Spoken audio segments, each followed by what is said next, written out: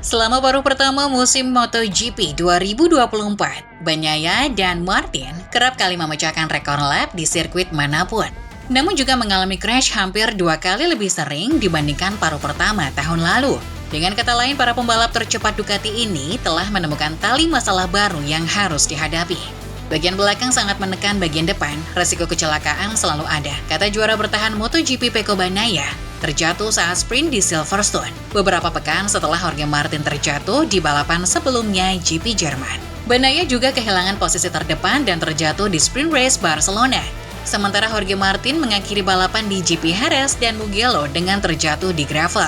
Bagnaia mengatakan, di tahun ini ban belakang motor sangat membebani bagian depan motor, sehingga resiko crash menjadi lebih besar.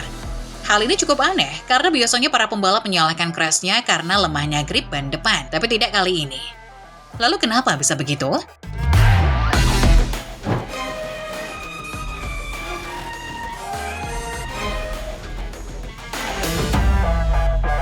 Peningkatan jumlah crash yang dialami Bagnaia dan Martin disebabkan oleh peningkatan performa yang masif dari kombinasi motor Desmos Adige GP24 dan ban belakang Michelin. Motor dan ban bekerja sama dengan sangat baik sehingga mampu memecahkan rekor balapan. Dengan para rider yang terkadang mencatatkan waktu lebih dari 1 detik lebih cepat dari musim lalu. Hal ini menjelaskan mengapa Aprilia dan KTM saat ini berada dalam masalah. Tahun lalu, RSGP dan RC16 terkadang bisa bersaing dengan Ducati. Tetapi tahun ini tidak bisa, karena sejauh ini mereka tidak dapat sepenuhnya memanfaatkan potensi ban belakang Michelin yang baru. Namun, motor dan ban yang menghasilkan cengkraman yang sangat besar dapat menimbulkan masalah, karena ketika pembalap melaju lebih cepat, mereka akan menemukan masalah baru, yang mana sebelumnya hal ini tidak menjadi masalah. Insinyur MotoGP pun mengaku sulit untuk membalap dengan nyaman bila kecepatan motor tahun ini sudah 1 detik lebih cepat dari tahun lalu. Dan beginilah cara kerja balapan. Para insinyur membuat motor lebih cepat, para rider membalap lebih cepat, dan mencapai batas baru, di mana mereka menemukan masalah baru yang kemudian diatasi oleh para insinyur, sehingga para rider membalap lebih cepat lagi dan seterusnya. Awal tahun ini, para pembalap Ducati harus berurusan dengan catar atau getaran yang disebabkan oleh peningkatan cengkraman. Para teknisi telah memperbaiki masalah tersebut, dan kini Bagnaia dan Martin mengalami masalah baru. Para pembalap sering berbicara tentang bagian belakang yang menekan bagian depan motor saat mereka menikung di tikungan. Ketika pembalap mengerem saat memasuki tikungan, motor akan mengandalkan grip ban depan dan ini membebani ban depan. Hal ini membuat karkas dan karet bannya tertekan ke aspal, yang mana akan memperbesar bidang kontak dan menekan karet ke aspal. Semua ini menciptakan cengkraman depan ekstra yang dibutuhkan. Namun ketika grip ban belakang lebih besar daripada ban depan, maka keseimbangan menjadi berantakan. Ketika pembalap mengerem, ban belakang menerima terlalu banyak beban, sehingga tidak ada cukup beban yang dilemparkan ke ban depan. Sehingga ban depan tidak melebar akibat tambahan beban yang cukup. Ini berarti cengkraman ban depan tidak terlalu kuat. Sehingga ada kemungkinan lebih besar ban depan terkunci di momen pengereman atau kehilangan grip. Lalu bisakah para pembalap melakukan sesuatu untuk mengatasi hal ini dengan memodifikasi gaya balap mereka? Tidak juga. Yang bisa mereka lakukan hanyalah memasuki tikungan lebih lambat, yang mana hal ini akan berpengaruh pada kecepatannya dan tidak akan memenangkan balapan.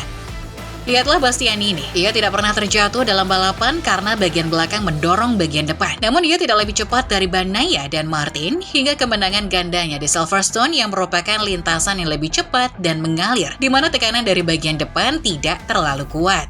Kru Martin menghabiskan sebagian besar waktu jeda antara GP Jerman, di mana ia terjatuh dari posisi terdepan, dan GP Inggris untuk menganalisis data, mencoba memahami dan memperbaiki masalahnya. Menurut Martin, ada bagian pada motornya selama 2 musim terakhir yang berbeda dengan rider Ducati lainnya. Ya, menurut penilaian Martin, itu mungkin menjadi penyebab crashnya. Jadi bagian apa yang salah, Martin tidak mau mengatakannya. Ia hanya mengatakan bahwa ia telah beralih ke bagian yang digunakan oleh Bagnaia, Bastianini, dan pembalap Ducati lainnya. Dan itu membuat perbedaan pada zona pengereman. Di Silverstone, Martin lolos kualifikasi dari barisan depan untuk ketiga kalinya musim ini. Dan dalam sprint yang biasanya merupakan kekuatannya, ia dikalahkan oleh Bastianini. Hal ini dikarenakan ia masih belum terbiasa dengan bagian depan yang baru baginya. Masalah daya tekan bagian belakang GP24 terasa lebih buruk saat kualifikasi dan sprint. Karena jelas bahwa ban belakang yang digunakan pada saat kualifikasi digunakan habis-habisan untuk menekan bagian depan daripada kompon yang lebih keras yang digunakan pada balapan. Hal ini diamini oleh Alex Espargaro yang menganalisa bila para pembalap Ducati menggunakan ban belakang yang lebih lunak, mereka punya masalah karena bagian belakang mendorong bagian depan. Itulah mengapa di kualifikasi, Aprilia bisa bersaing dengan Ducati, tetapi ketika para pembalap Ducati menggunakan ban belakang yang lebih keras di balapan utama, mereka tidak mengalami selip ban depan di tikungan. Jadi Alex merasa sulit untuk bertarung dengan para pembalap Ducati. Inilah salah satu alasan mengapa Bagnaia telah memenangkan 7 Grand Prix dan hanya 3 kali sprint. Jadi, komponen baru apa yang didapat Martin itu? Itu sama sekali bukan komponen baru, karena para pembalap selalu berbohong untuk menjaga rahasia mereka.